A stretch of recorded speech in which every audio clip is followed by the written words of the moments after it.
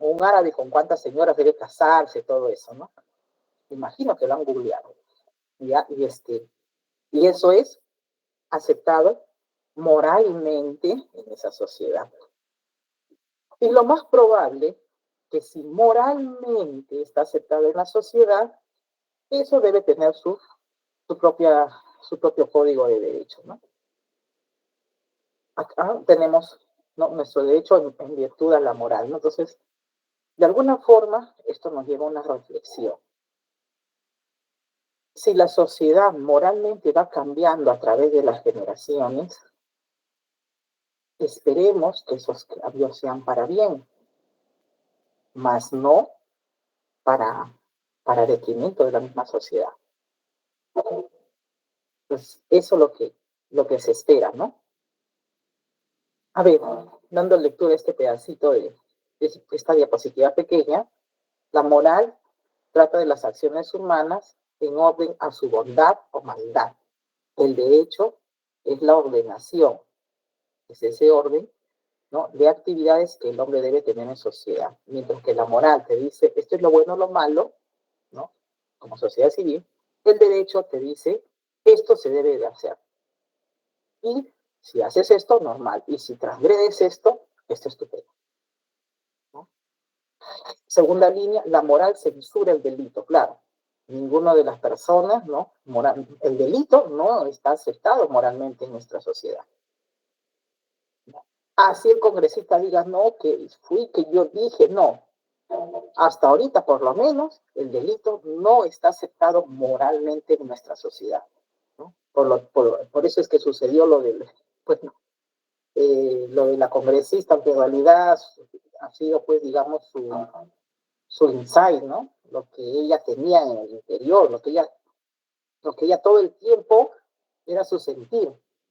Donde donde habló con familia. Y la conversación se filtró. Ahí conocimos un poco más a la congresista. Entonces, la moral censura el delito, el derecho sanciona. ¿Se acuerdan quién tiene la facultad o el poder de coercitivo? Coercitivo, fuerza, ¿no? Es el Estado a través del juez, ¿no?, del órgano judicial. La moral es íntima y su grandeza depende de la condición humana, ¿no? Se entiende que la moral viene a perfeccionar al individuo. El derecho es externo, comprende una serie de actos entre humanos, es el objeto del ordenamiento de tipo social, mientras que el derecho es una serie de leyes, ¿no? La moral es autónoma, incoercible, ¿no? O sea, la moral no te lo imponen, en otras palabras. Es imperativa, pero no atributiva, es unilateral. Yo puedo tener una moral, la otra persona puede tener otra moral, ¿se dan cuenta? Entonces, ahí donde también traemos a colación, ¿no?, a recordación lo que analizamos la clase anterior, ¿no? Pero esta familia que ya su papá robaba, ahora el hijo robó como consecuencia de una balacera, ¿no?, que han estado persiguiendo delincuentes, lo balean al hijo, ¿no? Entonces, ¿qué moral mantienen ellos? ¿No? Para ellos prima que es lo más normal, es un trabajo. Para nosotros como sociedad no, porque pueden trabajar en cualquier otra cosa. Hay 500.000 formas de trabajar o autoemplearse, porque tienes que recurrir a ello. ¿Se dan cuenta? Eso cuestiona la moral. Autónoma porque nosotros, ¿no?, lo adoptamos. Incoercible porque nosotros en realidad lo adoptamos a voluntad, nadie nos obliga, ¿no? Estamos hablando de la moral. La moral nosotros lo establecemos, es propio de cada persona, ¿no? Y es unilateral porque nosotros no le hemos consultado a nadie, hemos tomado la decisión. En tanto que el derecho, no, es heterónomo, coercible, imperativo, atributivo, bilateral. Pregunta, ¿qué cosa es heterónomo?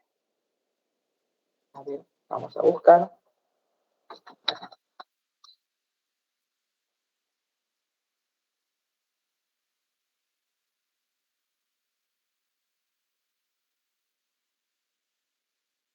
Aquí, vamos a ver qué nos dice el diccionario. Una persona heterónoma es aquella que vive de acuerdo a las normas, ¿no?, que imponen las leyes.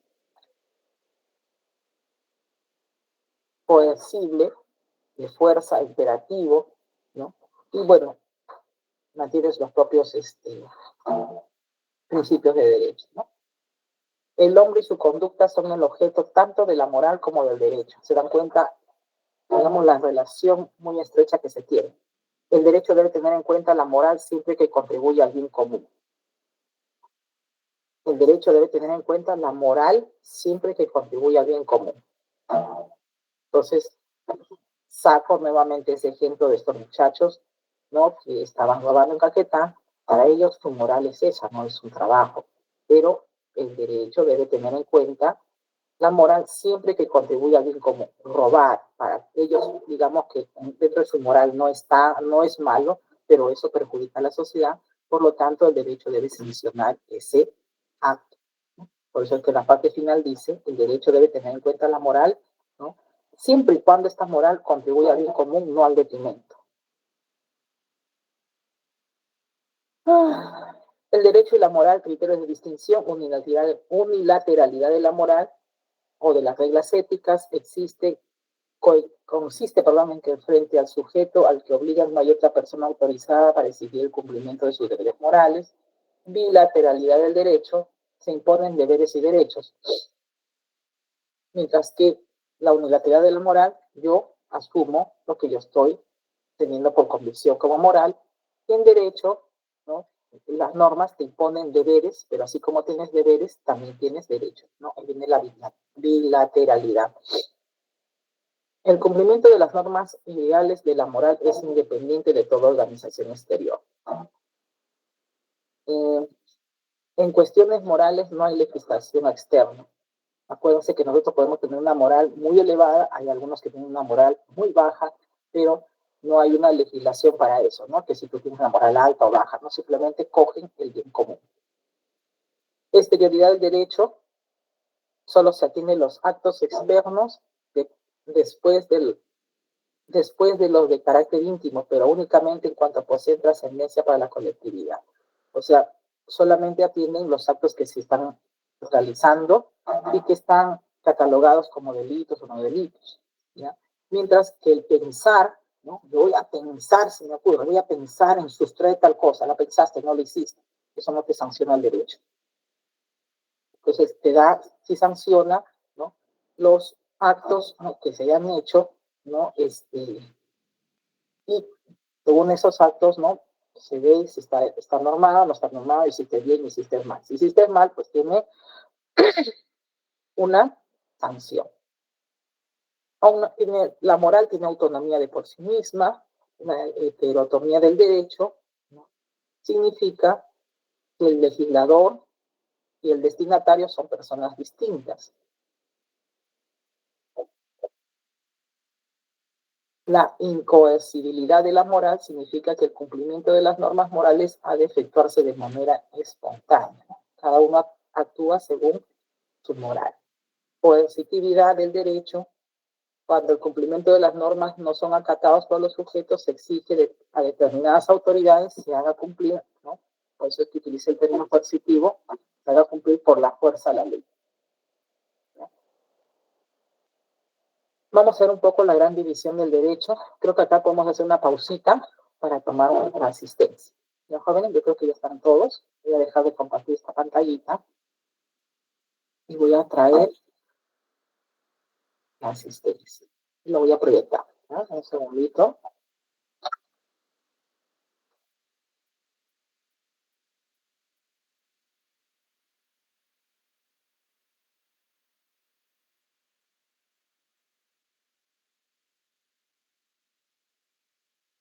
Voy a compartir la pantalla.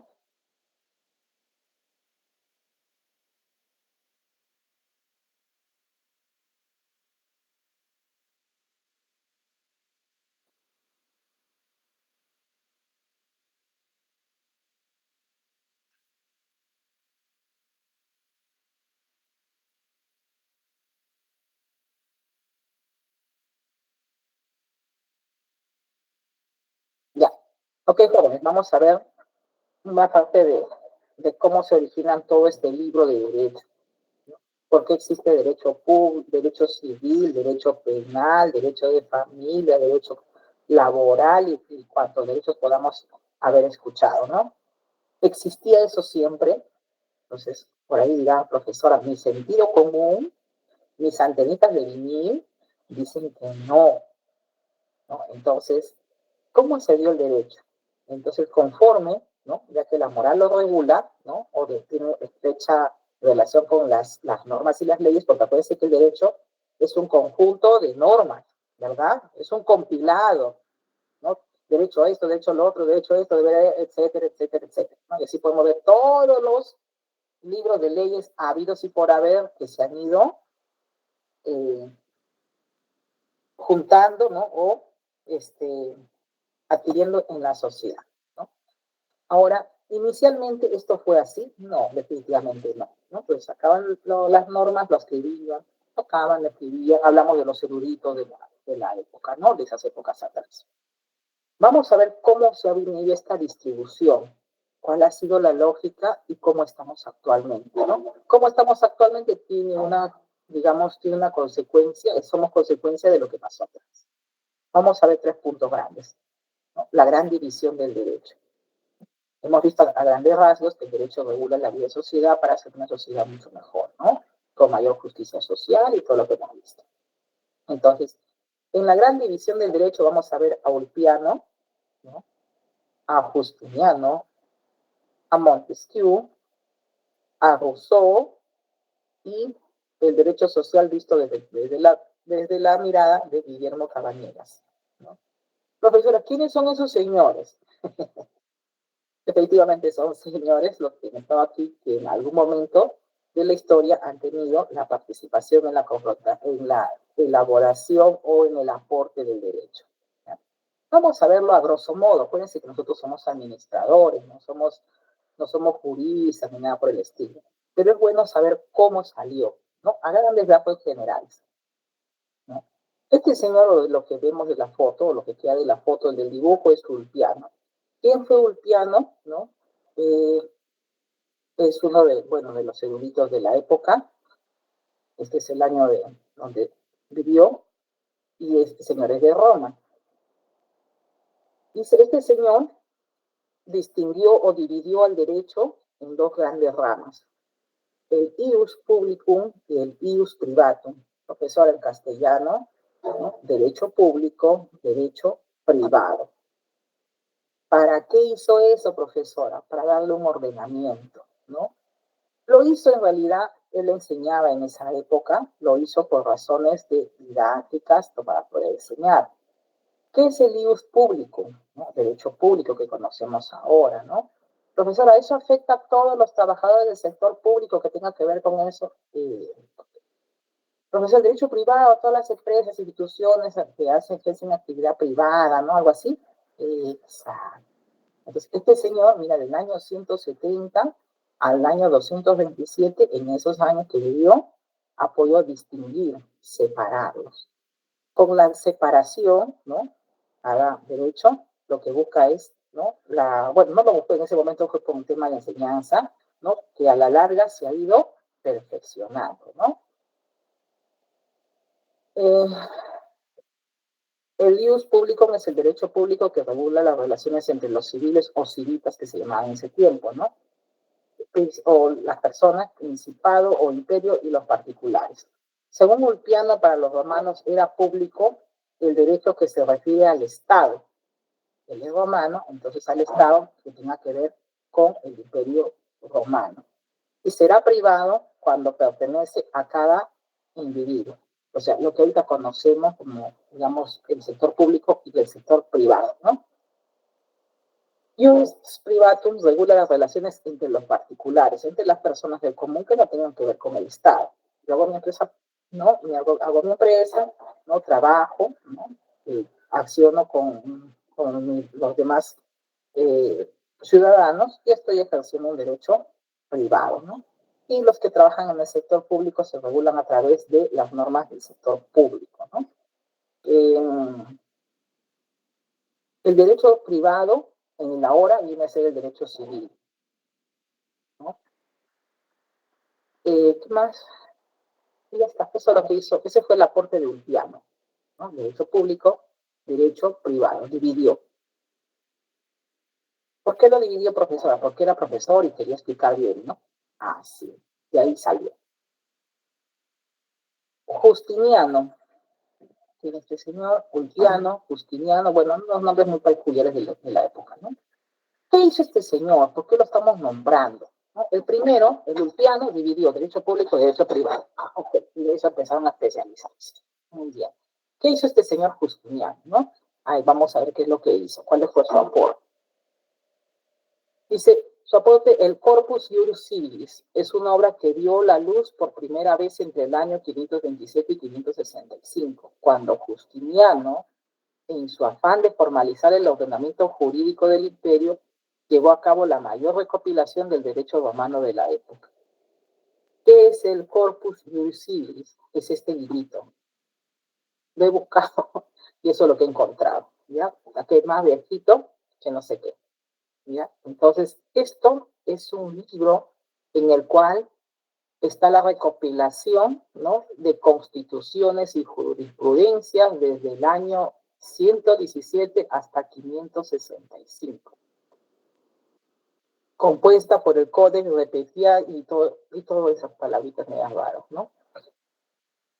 Ahora, ¿qué es lo que ha hecho Justiniano? En la época, ¿no?, se hacían las leyes, se tenían en esos partidos, ¿no?, los tenían separados, para una ley, para otra ley, para otra ley, para otra ley, ¿no?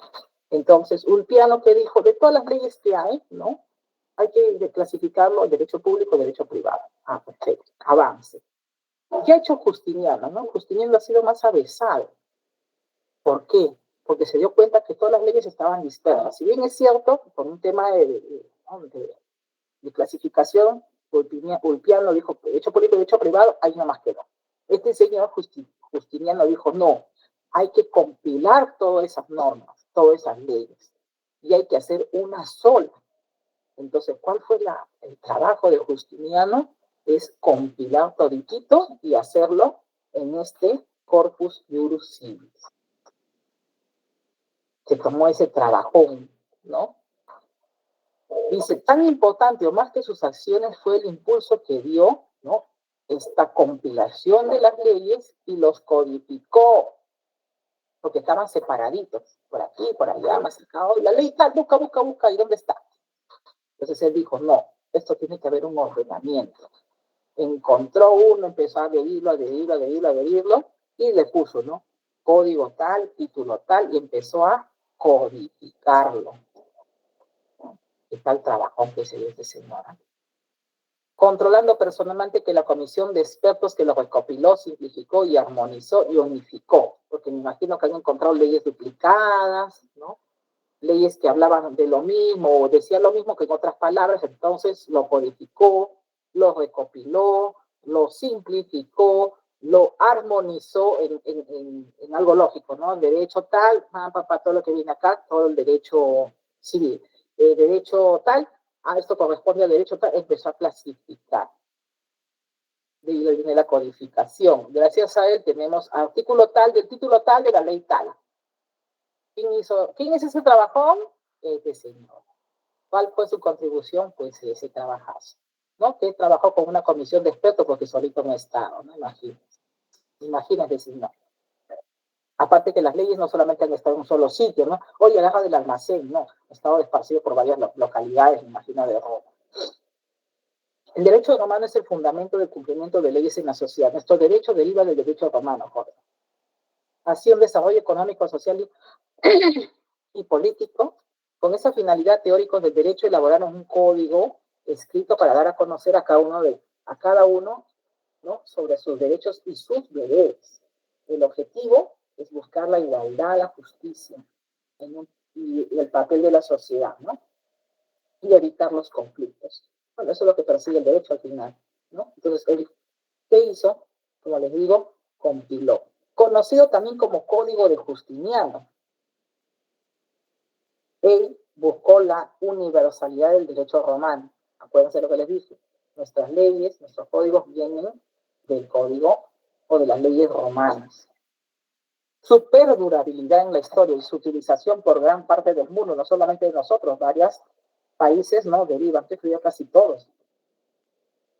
Por ende, el derecho actual no es otra cosa que el derecho romano actualizado, adaptado a la realidad de la sociedad presente. Eso es cierto.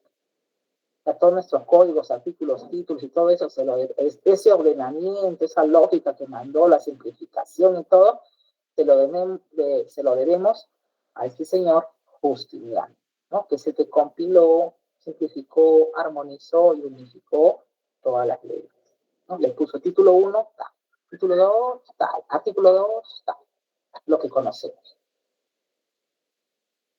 Montesquieu, lo conocido por muchas cosas que hizo, ¿no? Pero vamos a ver en la parte de las leyes. ¿Qué hizo este señor? También lo conocen como Charles de Second, perdón, Barón de Montesquieu. Charles de Secondam. Él hizo un libro llamado El espíritu de las leyes, ¿no? En el cual hace una división del derecho político o público, derecho privado o derecho civil. Profesora, está copiándose, porque este señor Ulpiano ya lo dijo, pero él al derecho público le adicionó el derecho político. Profesora, o sea, le ha puesto esa palabrita, bueno, esa palabrita que tiene un montón de leyes ahora, ¿no? Y al derecho privado, que así lo clasificó Ulpiano, Montesquieu dijo el derecho privado o derecho civil, de los civitas, ¿se acuerdan? Lo decían así. Entonces, eso fue su añadido, ¿no? No solamente en la palabra, sino también por todas las cosas que debe hacer, pues, digamos, el derecho político y lo que se tiene que hacer como derecho civil. Y ha ido, digamos, ampliando, pues era ese término, ¿ya? Al convertir el derecho público en derecho político, sentó las bases del derecho político y constitucional, que fue el preludio de la Revolución Francesa.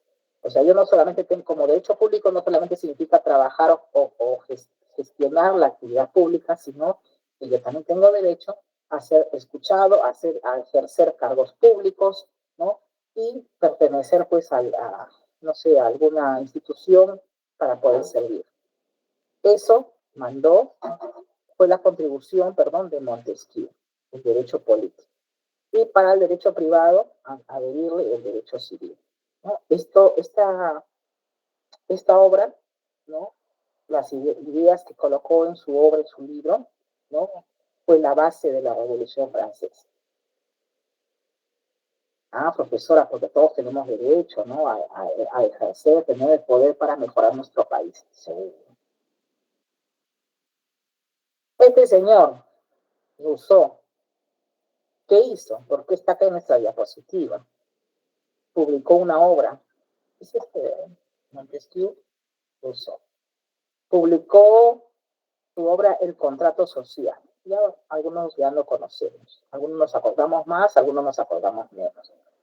Cuyo subtítulo es Principios del Derecho Político, llamándole así a la integración de la ciencia política y el derecho, también denominado Teoría General del Estado y del Derecho Constitucional. Ajá, habla ya de derecho constitucional. ¿Qué cosa ha hecho? Ya le adhirió otro término y otros conceptos. ¿A dónde? Al derecho público.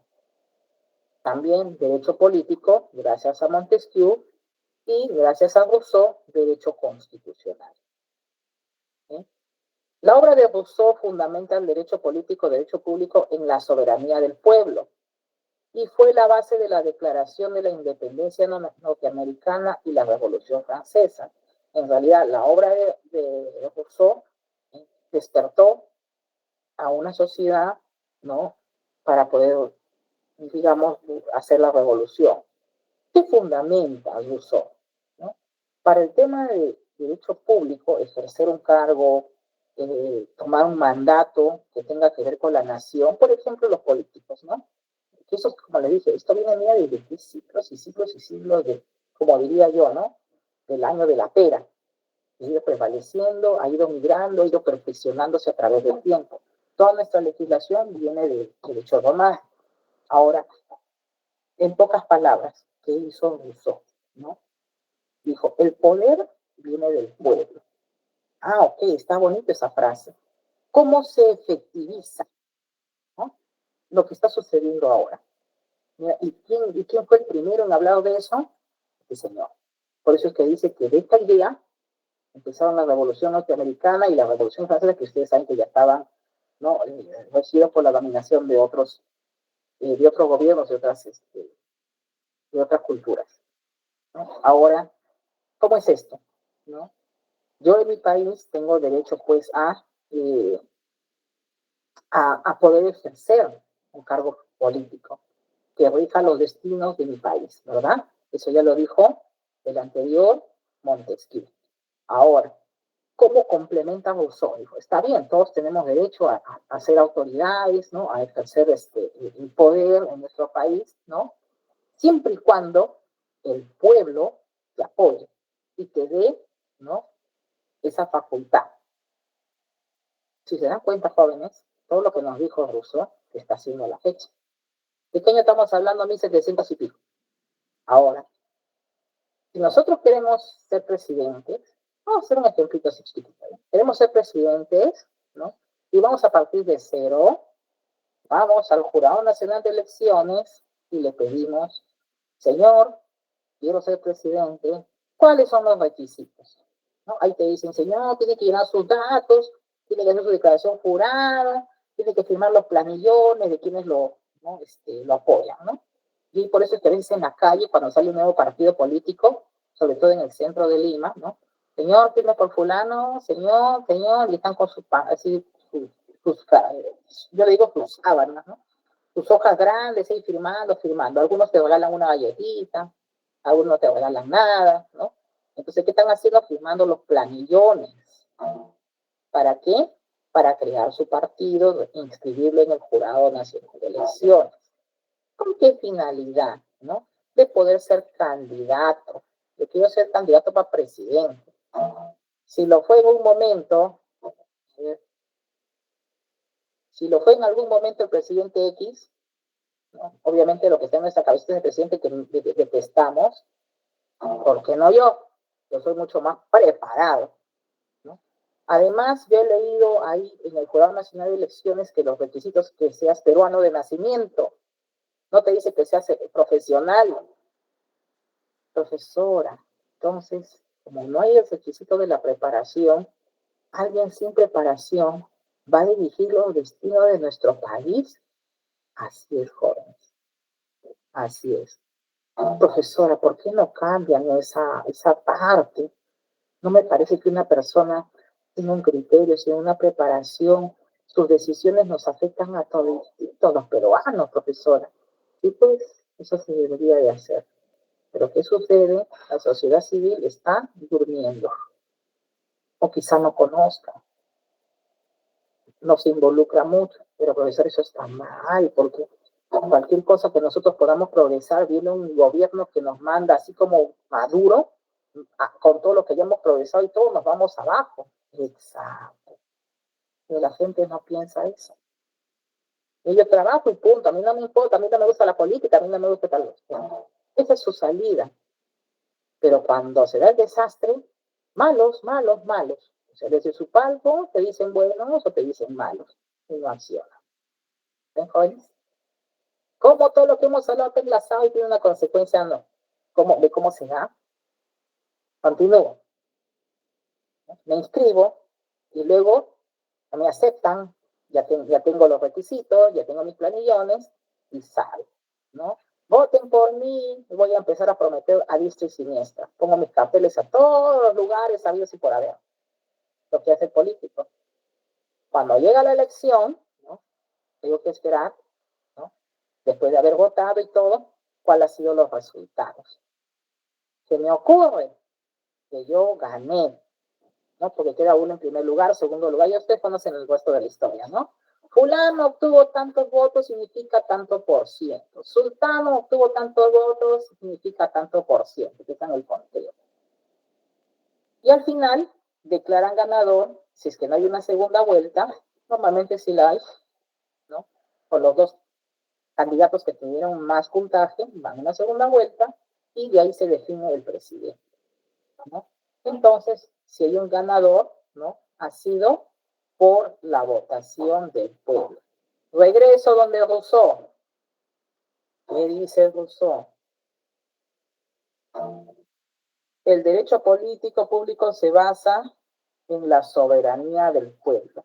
La voluntad del pueblo ha hecho que tú estés como presidente. ¿Lo vieron? ¿Lo vieron, jóvenes? ¿De dónde viene esto? 1762. ¿Quién fue el primero en atreverse a decir eso o identificar eso? Rousseau. ¿Por qué creen, jóvenes? Miren, toda la lógica. Acá estamos para desarrollar la capacidad de crítica también, jóvenes, por si acaso, ¿no? De que voy a memorizar, el artículo 1 dice tal cosa, el artículo 2 dice tal. No nos ayuda en nada eso, jóvenes, ¿ya? Pero sí vamos a conocer. No les invito a que memoricen, pero sí conocer, ¿ya? Ahora, el tema es de que por ahí alguien me pueda decir, profesora, pero si esto viene de atrás, de Roma, y mire de cuántos años, se supone que esto debe ser así, ¿verdad? Al menos en el Perú todavía es así. Profesora, ¿lo dice por Venezuela? Exacto.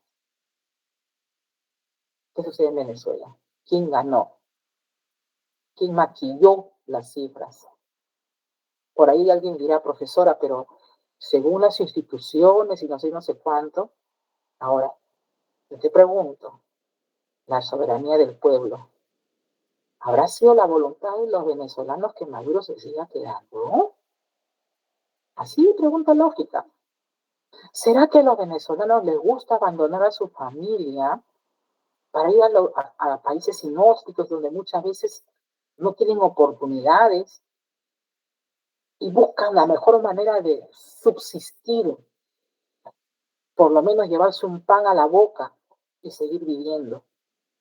Nosotros tenemos otro tipo de aspiraciones, porque ya tenemos nuestra casita con nuestros padres y estamos, nuestras aspiraciones es ser un profesional y tener un espacio en la sociedad, ¿verdad?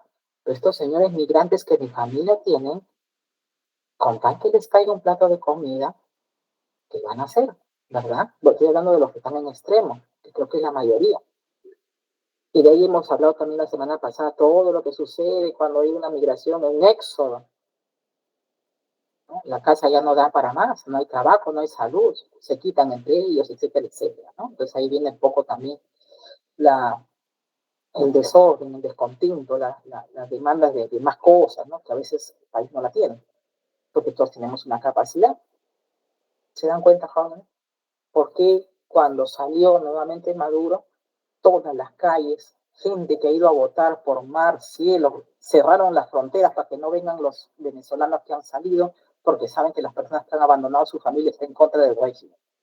Y muchos han ido por barquito, porque como estaba cerrada la frontera, no te dejaban pasar, tenías que irte por el costado. Y cuando hubo la marcha, ¿no? Lo que he podido ver en los noticieros, ¿no? Del cable de señal abierta era un éxodo. En realidad, de señal abierta no había nada de eso. Han sacado esas cosas. Entonces, de alguna forma, jóvenes tienen que desarrollar la capacidad de análisis, la crítica. ¿Por qué sucede esto? Profesor, la televisión dice, la televisión señal abierta, jóvenes, les dice lo que a ellos les conviene que ustedes escuchen. Y lo que no tienen que escuchar, no lo dicen. Sus líneas editoriales están marcadas por una ideología política. Eso la tengo recontra claro, joven. Voy a hacer un ejemplito para que no vean de dónde se ha puesto la profesora. ¿Ya?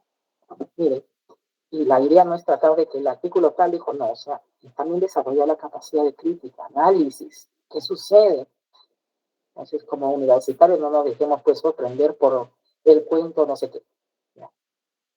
Ejemplo, si yo, ¿no? Soy de la izquierda, ¿no? Yo digo que los pobres, los pobres, los pobres. Pero yo de entre los pobres, ¿no? Que lo digo de la boca para afuera, tengo mi canal de televisión. Y así hay varios de señal abierta, y varios de los que ustedes ven, incluso. Ahora, yo tengo mi canal, mi televisor. Entonces, yo gano por hacer programas, por los patrocinios, y ustedes saben que un comercial en televisión cuesta carísimo. Profesora, ¿cuánto será? Tienen el trabajo de la curiosidad. Googleen, ya terminamos la clase, googleen. ¿Cuánto cuesta un programa de un spot televisivo de menos de un minuto? ¿No? Estamos hablando de $2.000, $3.000, a ver, chequemos. Por la frecuencia de una sola vez. Varias veces se multiplica. Y si esa publicidad lo pones en programas con mucho ranking, es mucho más caro. Entonces, yo tengo mi canal, ¿no? Y pongo mi noticiero. Hago mi selección de personas, como cualquier otra empresa, ¿no? Pues lo necesito para que narren las noticias. ¿Ya? Fulano, sultano, mengano. ¿Ya? ¿Qué tienes? Carlos. Yo quiero que tú narres estas noticias.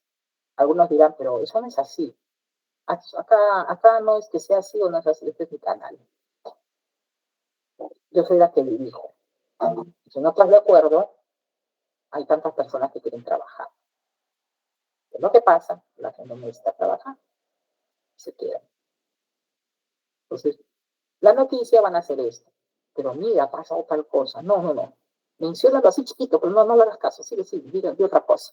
Con que han robado acá, que han asaltado acá, que la comisaría, que el policía capturó tal fulano, ¿no? Saca que la Magali Medina la insultó a la Pamela, ¿no? Saca esto, ¿no? Que, ¿cómo se llama? Que Paolo se reveló, que no quiere trabajar para acá. Eso tiene que exacerbar más. ¿Por qué? Porque no me conviene que ataquen a mi grupo político. ¿Se dan cuenta, jóvenes? Yo estoy afiliado a un grupo político, tengo una ideología política y yo sé que metieron una reverenda pata, por decir criollamente, y qué es lo que quiero, pues en mi canal no lo voy a hundir, es de mi grupo político. Pero profesora, pero no que dice de la izquierda y tiene un canal con alta plata, eso no les debe sorprender, jóvenes. Miren la congresista que hemos visto ahora. Y así hay varios congresistas billetones, o sea, lo billetón no es malo, porque entiendo que tú te has bajado el alma, ¿verdad? Entiendo para conseguirlo. Ahora, lo malo es de que tú, por la necesidad de que no tienes, quieras acceder a un poder, no sé, para otros fines, de lucro, enriquecimiento, etcétera, etcétera. No hagas absolutamente nada. Si no vas a hacer nada, mejor quédate con tus empresas, lo que ya tienes, y deja que otra persona haga la gestión. Mientras que los que entran en el Estado para beneficiarse con el poder o hacer cualquier cosa que no sea su trabajo, debe salir y dar espacio a las personas que realmente quieran trabajar. Por cambiar esas realidades, ¿no?, de desigualdad que todavía hay en el Perú y son bastantes. ¿Se dan cuenta, joven? Entonces, solamente un vistacito. ¿Qué ha pasado en Venezuela? ¿Por qué gente llenaba calles y calles diciendo que Maduro se vaya?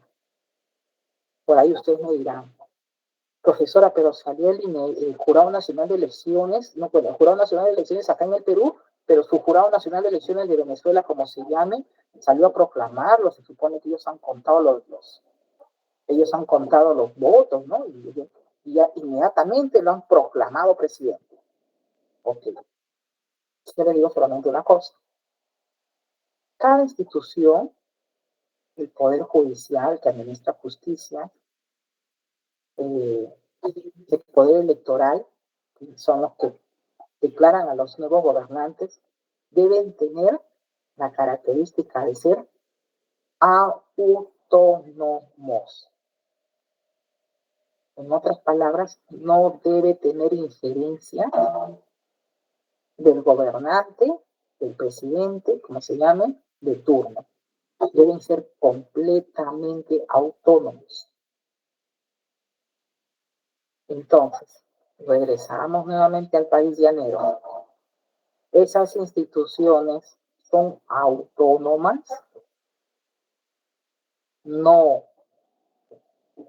¿Quién los ha colocado? El mismo Maduro.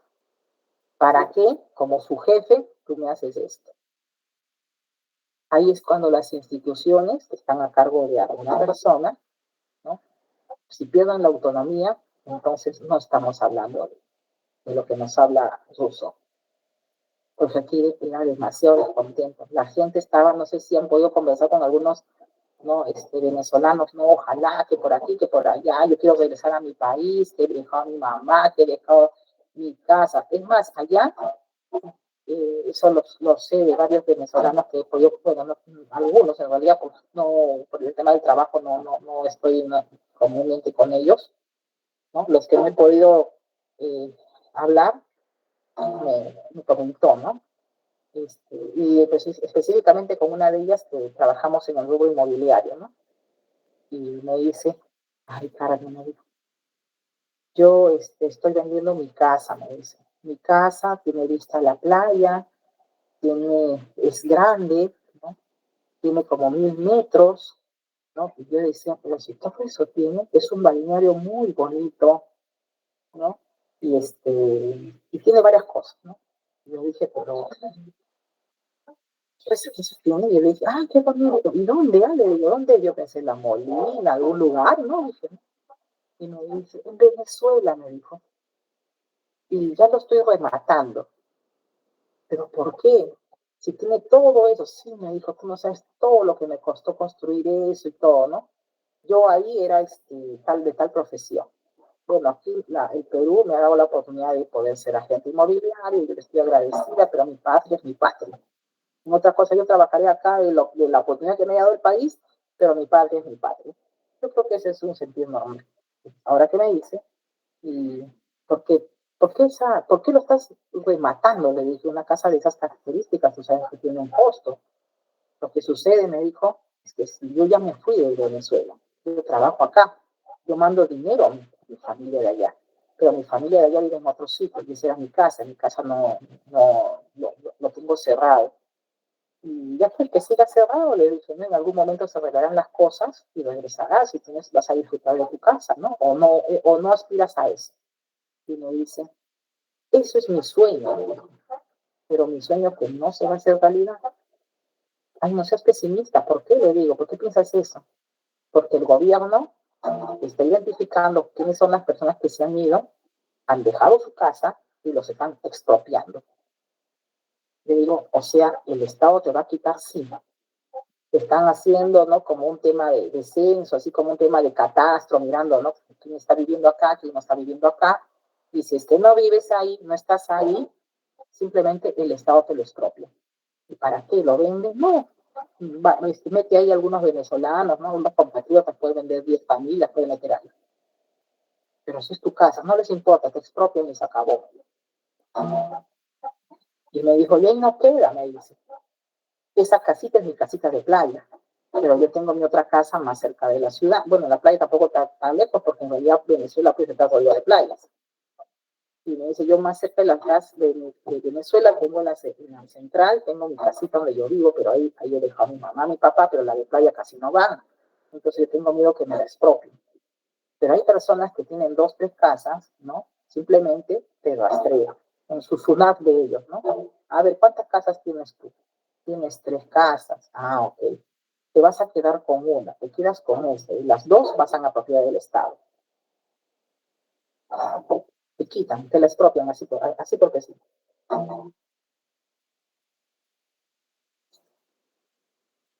Y eso me comentó pues la venezolana, ¿no? Yo me quedé sorprendida. Y por ahí también otros que me dijeron, bueno, algunos me decían, no, yo no tengo ni casa ni nada.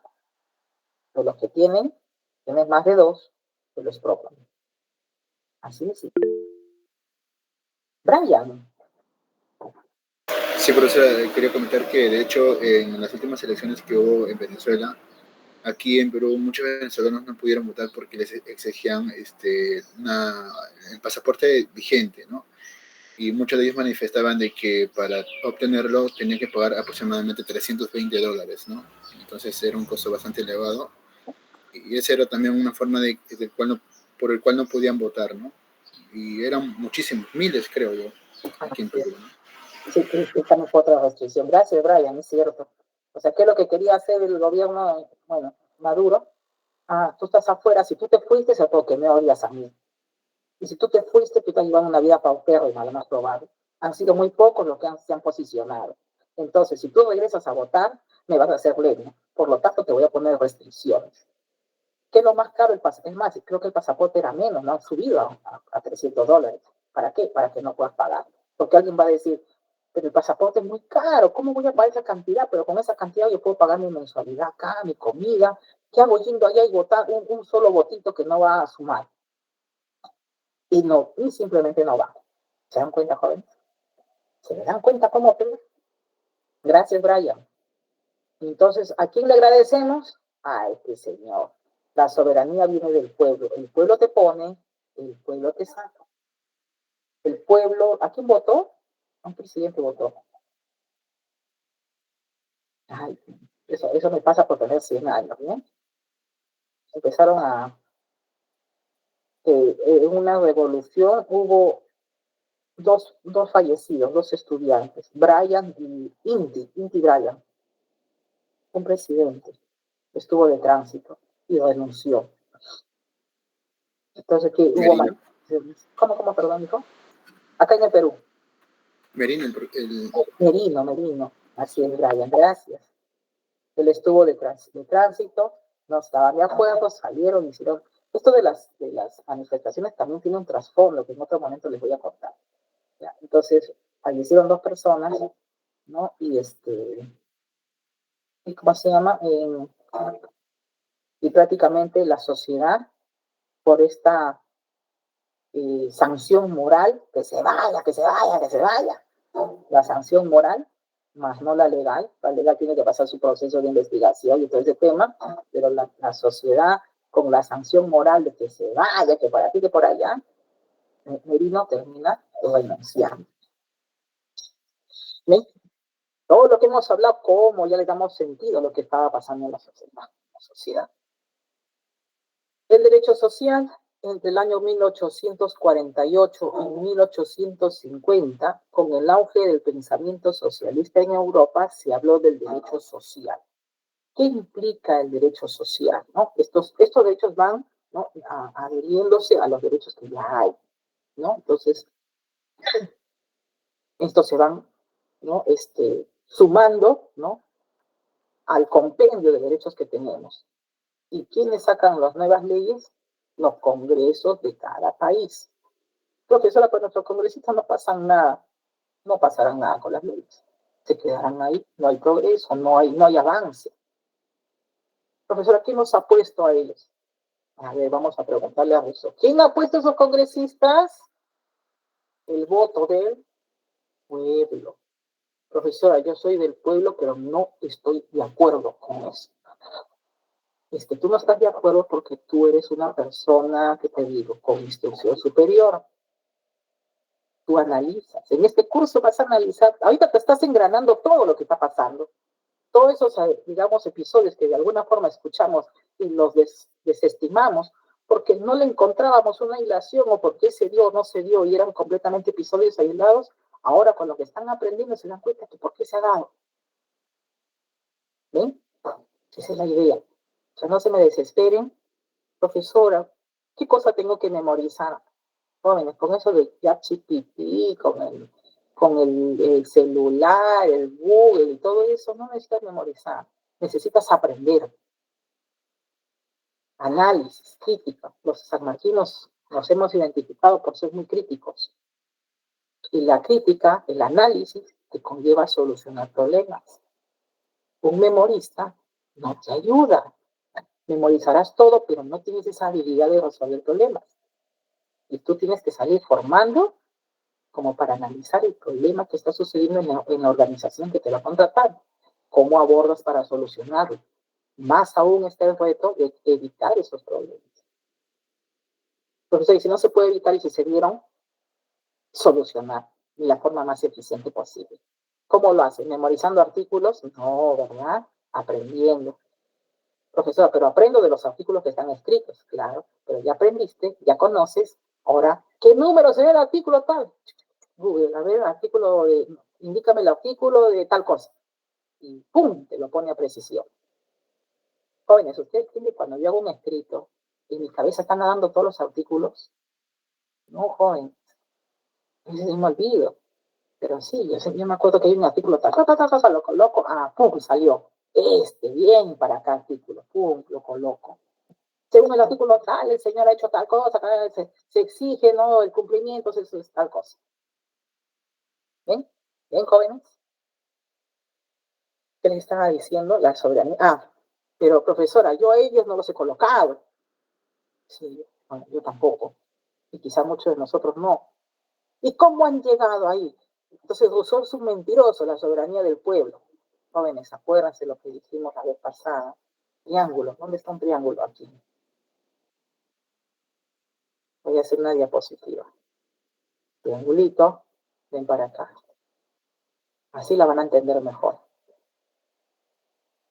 Triangulito de la población.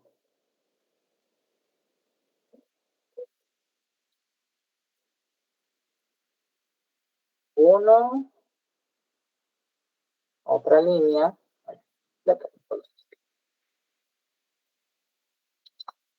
Vamos a ver la población. Escenario como para que no se vea. Bueno, aquí estamos. Insertar, quiero poner palabras.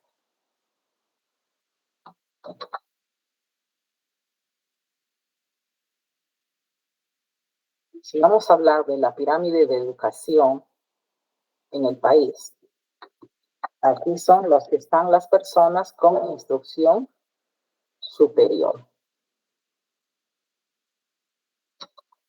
Aquí, educación básica.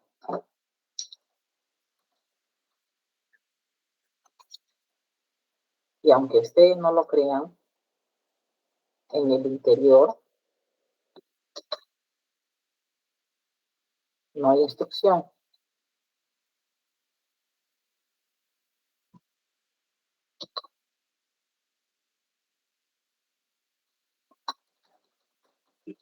Sí hay jóvenes, ¿no? Por si acaso, quizás nosotros no hemos tenido la posibilidad de viajar, pero sí hay personas que no saben leer, no saben escribir. No hay colegios por ahí. Ellos buscan que migrar. Entonces, si esta es la población, ¿cuánto es el porcentaje de personas con educación superior? Voy a poner cualquier cifra, ¿ya?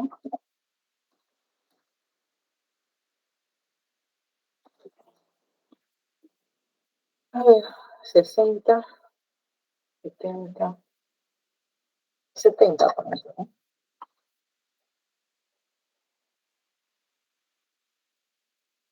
¿Cuánto falta? 20, ¿no? Ahí está. Estoy hablando de votas de personas mayores de 18 años. Ustedes están aquí. La mayoría tiene más de 18 años, está por cumplir. Están en una educación superior. Analizan, piensan, estudian. Educación básica es una formación todavía incompleta. Muchas veces no llegan a la universidad, a duras penas terminan el colegio. Y si el colegio es mal llevado, no les va a ayudar en nada. Y las personas sin instrucción me hablan. Entonces, ¿qué dicen los políticos? ¿No? Los políticos dicen, ¿dónde está la gran masa de votantes?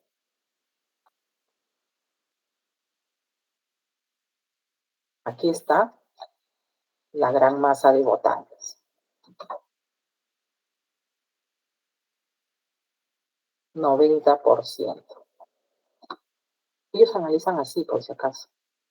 Entonces, aquí identifican su público. No hay educación, no hay mucha educación y fácilmente son vulnerables. Le prometemos, hablamos cosas sin sentido, los hacemos bailar, les damos una regaladita, buscamos a algún personaje de la farándula que les haga mover el esqueleto como si fuera un salsódromo o algún tipo de alguna fiesta en específica, ¿no? Y me voy a, voten por mí, la gente en el euforia de la fiesta, todo, sí, voy a votar por él. ¿Sabe lo que está ofreciendo? ¿Sabes de qué tendencia política es? ¿Qué preparación tiene para tal cargo? No. En cambio aquí, este señor quiere postular. ¿Y qué es? A chequear, vamos a ver. Tiene esto, tiene lo otro. Uy, pero en la investigación me he dado cuenta que tiene varios procesos judiciales. Entonces, ¿cuál es su moral? Ahí viene la pregunta que nos hizo su compañero. Pero alguien hace ese análisis. No, al político le interesa este porcentaje. No, ¿por qué pierde su tiempo? ¿Se dan cuenta, jóvenes? ¿Para qué? Si estos son los más, digamos, los que me van a guerrear. Es más, me van a sacar que tengo un proceso judicial, que me van a sacar esto que pasó acá, que no sé cuánto. ¿Para qué discutir con el 10% de no personas, de votos, si puedo entretener al 90%? ¿Dónde están ellos? Empiezan a rastrear. Distritos con más carencias, menos educación. Las provincias no tienen pierde, el interior no tienen pierde, hay votantes. Y peor, que el voto es obligatorio. Vale decir que si tú no votas, te multan. Entonces, si la mayor parte de la población está aquí, yo voto no porque fulano, sultano me engano, porque yo voy a votar porque no quiero que me multen. No quiero, tengo tantas deudas o no me alcanza la plata y una multa, ¿no? Pues me van a inhabilitar mi DNI y todas esas cosas, ¿verdad? Entonces aquí el problema de fondo, qué pena, ¿no? Es la educación. La educación, jóvenes. ¿Eh? En países donde la educación se privilegia, la pirámide es completamente invertida. Profesor, ¿y qué debemos hacer para evitar ese letargo, ese abuso? Porque el político es un zorro que analiza, claro, acuérdense que ellos invierten dinero para hacer todas las volantes, la publicidad, los toldos y todo eso, invierten dinero. Ahora, ¿qué debemos hacer para invertir, perdón, para voltear esa pirámide? Educación.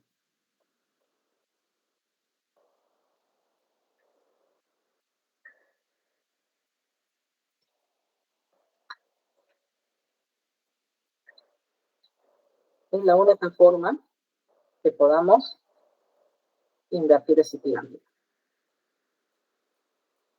Los políticos batallar con este segmento, tienes que ser pues, un buen político. Que no me vas a engañar. ¿Se dan cuenta? Aquí ya no me vas a engañar, porque tú analizas. ¿Así? ¿Y por qué? A ver, indícanos, ¿cómo lo vas a hacer? ¿Vas a hacer inversiones? ¿Vas a hacer mejoría? ¿Vas a traer el agua? Ok, ¿cómo lo vas a hacer? Dime cómo. ¿Tienes algún convenio, alguna institución? ¿Has hecho tu proyecto? ¿Ese proyecto es viable, no es viable? ¿Maltratas el medio ambiente? ¿A cuántas familias vas a beneficiar? ¿Costo-beneficio? ¿Vas a generar empleos? Eso te va a preguntar ellos. Pero aquí, contar que bailes bonito, contar que prometas lo que no vas a hacer nunca, vamos a seguir en mi plan. En ese mismo plan. Entonces, la educación, joven. Y si piensan, analizan un poquito más, todos los gobernantes no les interesa hacer escuelas. No les interesa mejorar la calidad. Es más, habrán escuchado ustedes, ¿no? Que con la SUNEDU cada universidad tenía pues que certificarse en calidad, ¿no? Y me parece 5 años, nuevamente presentarse, ¿no? Evidenciando todos los elementos de calidad que pide la SUNEDU, son varios puntos, ¿no? Pero ahora salió una norma del Congreso, ustedes saben que todo sale de ahí, en el cual dijeron que suficiente con que te has certificado una primera vez como licenciatura, o sea, te licenciaste ya en la universidad, ahí quedó, ahí nomás, ya no hay que hacer más. Entonces, esto es el mismo trabajo. Algunos dirán, profesora, ¿por qué hicieron eso? Se supone que ellos están para que sea cada vez mejor. Al contrario, deberían dar más impulso a la educación, pero no lo han hecho, ya sacaron la norma. O sea, las universidades que estaban preparándose para una segunda en un segundo momento de licencia, para mantener su licenciamiento, perdón, ya no, pues ¿para qué? Ya no te exigen. Profesora, ¿por qué hicieron eso? Fácil. ¿Alguien tiene una idea de por qué? ¿Alguien tiene una idea de por qué? A ver, Rocío. No sé si estoy equivocada, pero hay congresistas que también como que están dentro del negocio de las universidades y esas cosas. Exacto, no estás equivocada, hija. Es lo que dices. Están chocando con su bolsillo. Así es, Rocío, muy bien tu participación. Hay congresistas que su negocio son las universidades. Acuérdense que las universidades, ya sea pública o privada, no pagan impuestos, porque dicen que son instituciones sin fines de lucro. Mi pregunta es, ¿han visto las universidades privadas? La infraestructura de padre y señor mío que se manejan, las pensiones. Yo he terminado pagando una pensión de 3,000 y pico y sé que es más alto. Ellos no pagan impuestos. ¿Y cuánta plata se llevan? ¿Se dan cuenta? Brian, yo tu manito. Sí, por ejemplo, de hecho hubo un congresista, creo que era el de Pepe Luna, tenía una red de universidades, ¿no? Y algunas de ellas han sido ya, les han dado de baja. Y está con ese tema, ¿no? De que quieren volver, quieren regresar, y la SUNEDO les está dando, digamos, una segunda oportunidad, pero está por verse todavía eso, ¿no? Es un tema que todavía no se ha cerrado por el momento. Así es, Brian, con toda la razón. Pepe Luna, Acuña, ¿no? Que han de alguna forma, bueno, sobre todo la de Acuña, hasta licenciado, pero mantener, ¿no?, los estándares es costoso en realidad, ¿no? Entonces San Marcos igual hace su esfuerzo y nosotros mantenemos y tenemos una certificación, ¿no? ¿Dónde está mi certificación? Como está en inglés, aquí está. ACVHP, por eso es que me olvido, ¿no? Esta certificación internacional, esa es la que tenemos. Entonces, pagar esto, seguirnos bajo las normas de esto, pues nos da digamos, un prestigio, ¿no?, que es costoso. Entonces, las universidades lo que no quieren es seguir gastando, porque eso es gasto. Ellos quieren ingreso, y no pagan impuestos. Hay grupos de poder, hay grupos que tienen, ¿no?, este tipo de negocios. Entonces, simplemente, ¿no?, sacan la ley, ¿no? Ya no hay, ya suficiente con el licenciamiento, ahí quedó. ¿Por qué? Porque está de por medio sus universidades. Quieren seguir rentando sin hacer mejora. ¿Se dan cuenta? Un clarísimo ejemplo, como nos dice Brian, es de Luna. Luna está nuevamente tentando al licenciamiento, pero quien licenció es el negocio de Acuña. Y así hay otras universidades también, pero que no recuerdo, las más sonadas son esas dos, ¿no? Esto es lo que sucede, jóvenes. Si se invirtiese la pirámide, otro sería la figura. Pero lastimosamente, esta pirámide está acá abajo y los de instrucción superior son poquitos. Y esta pirámide es mucho más así. Entonces, como cualquier otro mercadólogo, diría, mi público está acá. ¿Qué le gusta a mi público? A bailar, se ha dicho. ¿Se dan cuenta? Eso es lo que sucede. Voy a sacar esto. Regresamos, jóvenes. Con esto culminamos. Denme 2 minutitos nomás, yo sé que van a pasar a otro curso. Entre 1848 y 1850, el pensamiento socialista de Europa se habló del derecho social, señala un nuevo campo de derecho para los trabajadores y de la seguridad social. Antes de que haya esto, se trabajaba más de 14, 15 horas, ¿no? Se trabajaba, niños en condiciones se les exigía como adultos. En esta época sale el derecho social y sale el derecho de los trabajadores. El trabajador no ganaba el sueldo mínimo que conocemos ahora, simplemente ganaba la voluntad del patrono. No existían los derechos. Hasta que en esta fecha En estas épocas se habla de eso y se regula. ¿Ya? El derecho social tuvo su auge después de la Segunda Guerra Mundial. El derecho al trabajo, el derecho a una seguridad social, atención médica, entre otros. El derecho social comprende, ¿no?, el derecho al trabajo, el derecho agrario, que es una forma de trabajo especial, derecho de cooperativas, de la seguridad social, el de salud que nosotros conocemos, derecho de familia, pre y postnatal, etc. Esto ya sale con el tiempo. Antes no existía eso. Me hubiera gustado ponerle, si me hacen recordar para la siguiente semana, un videito cómo eran las condiciones de trabajo antes. Y ahora cómo se ha formado, tenemos de hecho las ETS, las vacaciones, tenemos varias cositas que favorecen al trabajador, la atención médica en el seguro social, tenemos derecho. Y eso forma parte también de la evolución de la sociedad y de unos abusos que se han originado en la historia. Así, como les digo, si me hacen acordar, ponemos este videito de cómo fue antes de salir derecho al trabajo y cómo era antes y cómo es después, ¿no? Después ya lo conocemos. Tarea. ¿Cuántos grupos somos, Shirley? ¿9? ¿10? Aquí tengo 8 trabajos. Esto no lo vamos a hacer pero con el compromiso.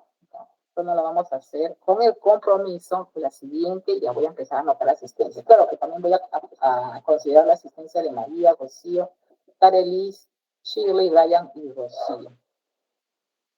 Rocío tiene varias participaciones. Entonces, la siguiente participación voy a dar espacio para que ustedes puedan participar, ¿ya? Ya hemos apuntado la 2 y la 3.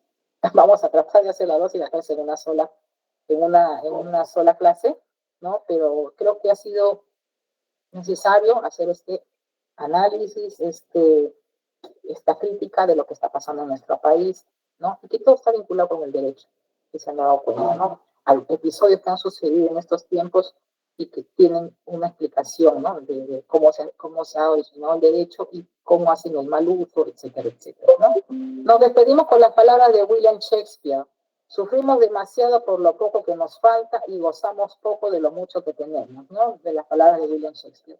Jóvenes, esta diapositiva las voy a mandar a Shirley hasta desatorar, disculpen el término, el Teams. ¿Ya? Entiendo que algunos no están entrando, no se puede entrar y quería ir la semana pasada, pero se nos fue. No, hoy día no creo que vaya, tengo una audiencia. Mañana, promesa, para bailar ese Teams. ¿Ya? Yo voy a mandarle la diapositiva a Shirley para que los compartan, ¿ya? Cuídense, jóvenes, nos vemos la siguiente semana.